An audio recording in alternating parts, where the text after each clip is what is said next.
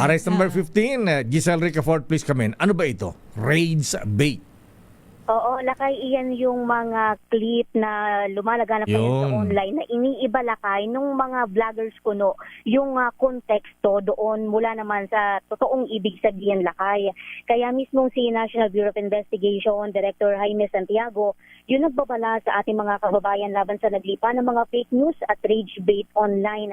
Ininok ni Santiago, Lakay, yung publiko na maging mapagmatiyag at suriing maigi kung ano yung kanilang mga paniniwalaan.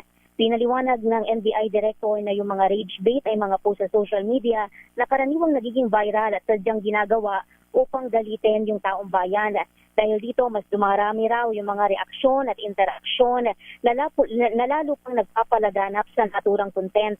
Idiniin ni Santiago na dapat maging mulat ang publiko sa kung ano yung rage bait at kapag nakakita raw ng ganitong klase ng post online, ipinayo niyang kalmahin muna yung sarili bago tumugon. Sa ganitong paraan, makapag-iisipan niya tayo na maayos bago kumilos at maiiwasang palaganapin ito sa social media algorithm.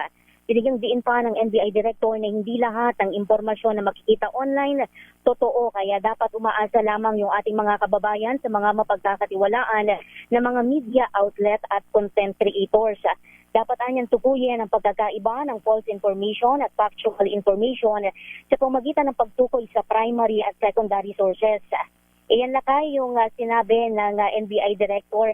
Kasunod na rin, Lakay, ng pagkaka-aresto noong hinihinala na isang Chinese spy doon sa labas ng tanggapan ng commercial on election sa Intramuros, Maynila.